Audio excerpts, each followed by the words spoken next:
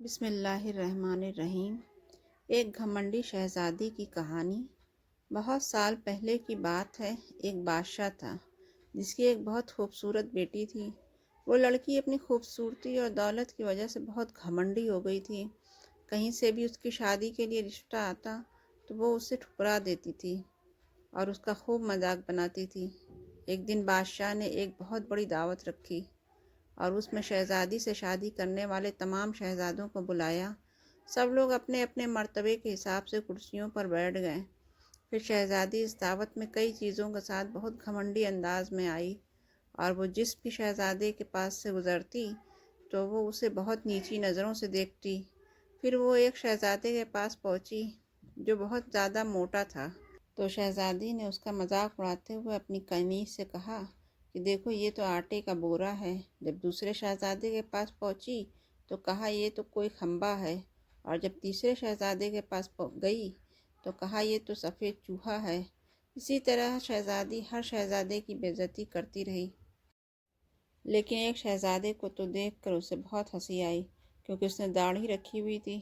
شہزادی نے اس کا مذاق اڑاتے ہوئے کہا کہ ذرا دیکھو تو اس نے کیسے اپنے چہرے پر گھاس پھوس اگا رکھا ہے۔ بادشاہ نے جب یہ دیکھا کہ کیسے میری بیٹی مہمانوں کا مذاق اڑا رہی ہے تو بادشاہ کو بہت غصہ آیا اور اس نے یہ بھرے دربار میں اعلان کر دیا کہ شہزادے پسند کرے یا نہ کرے لیکن میں اس کی شادی کسی غریب یا فقیر سے کرواؤں گا۔ اس اعلان کے بعد تمام لوگ وہاں سے چلے گئے۔ پھر کچھ دیر بعد وہاں ایک بھکاری آیا جو گلی محلے میں گانے گایا کرتا تھا۔ پھر وہ شاہی محل کی کھڑکی کے پاس بیٹھ کر گانا گانے لگا۔ جب بادشاہ نے اس کی آواز سنی تو اس نے اپنے نوکر سے کہا کہ اس کو یہاں بلا کر لاؤ، تو نوکر پھٹے پرانے کپڑے والے اس بھکاری کو اندر بلا کر لے آیا۔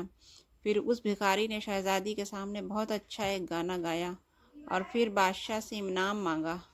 تو بادشاہ نے کہا تم نے بہت اچھا گانا گایا ہے، میں تمہیں بہت اچھا انعام دوں گا، میں اپنی بیٹی کی شادی تم سے کرواؤں گا۔ شہزادی نے جب یہ سنا تو وہ حیران ہو گئی۔ اس نے بہت زیادہ ڈرامہ کیا لیکن بادشاہ نے اس کی ایک نہ سنی۔ بادشاہ نے اسے ڈانٹتے ہوئے کہا کہ میں نے مہمانوں کے سامنے یہ وعدہ کیا تھا کہ میں تمہاری شادی کسی بھکاری سے کراؤں گا، اب میں وہ قسم پوری کر رہا ہوں۔ اس کے بعد بادشاہ نے ان دونوں کا نکاح بھی کروا دیا اور کہا کہ اب تم اپنے شوہر کے ساتھ جانے کی تیاری کر لو۔ شہزادی روتی پیٹتی اس بھکاری کے ساتھ گئی۔ راستے میں وہ ایک شکارگاہ کے پاس سے گزری۔ وہ شکارگاہ بہت بڑی تھی، تو شہزادی نے بھکاری سے پوچھا کہ یہ شکارگاہ کس کی ہے؟ تو بھکاری نے کہا کہ میں نے سنا ہے کہ تم نے ایک داڑھی والے کا مذاق اڑایا تھا، یہ شکارگاہ اسی داڑھی والے کی ہے۔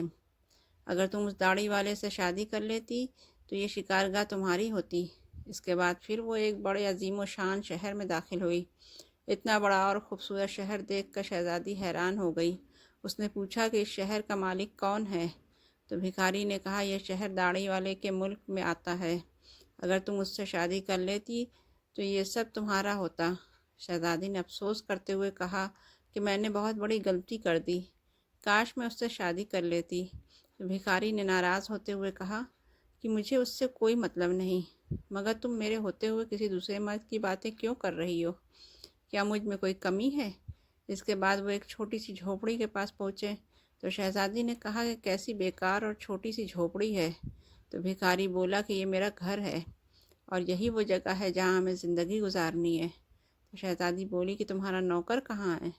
تو بھکاری بولا کہ ہمیں نوکروں سے کیا کام، تم ہر کام کر سکتی ہو، چلو اب تم آگ جلاؤ اور میرے لیے کھانا بناؤ، میں بہت تھک چکا ہوں۔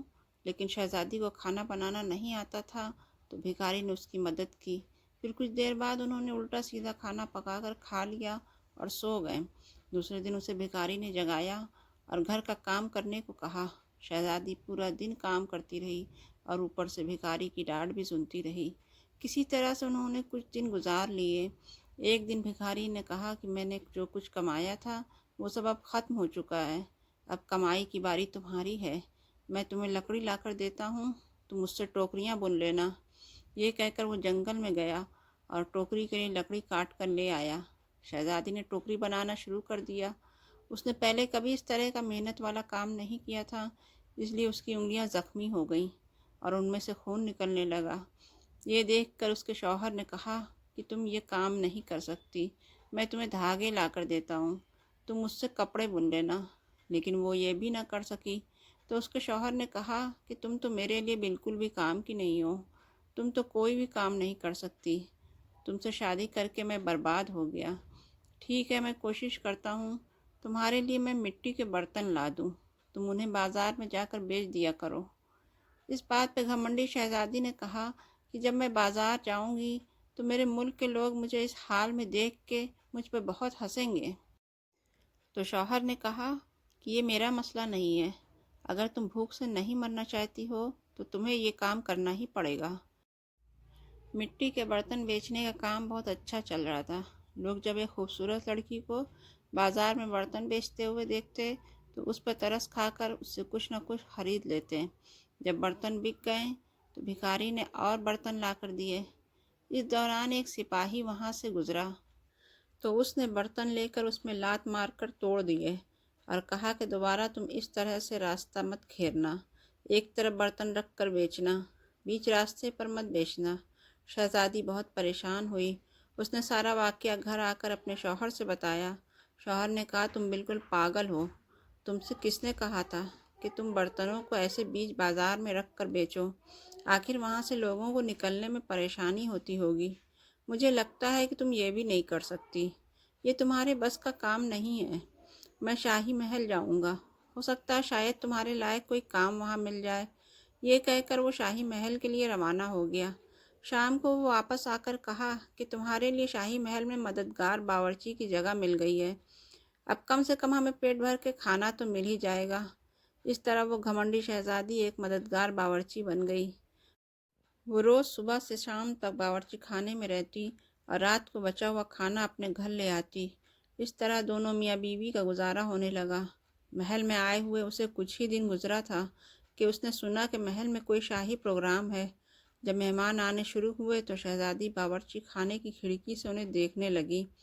غلام قیمتی کپڑوں میں مہمانوں کا استقبال کر رہے تھے، ہر طرف شان و شوکت اور دھوم دھام نظر آ رہی تھی، لیکن شہزادی اپنی قسمت پر آنسو بہا رہی تھی اور اپنے تکبر اور بیوقوفی پر پچھتا رہی تھی۔ اسی دوران وہاں کچھ کنیزیں آئیں جنہوں نے شہزادی کو لذیذ کھانے دیے۔ شہزادی نے اس کھانے کو ٹوکری میں رکھ لیا اور گھر کی طرف چل دی۔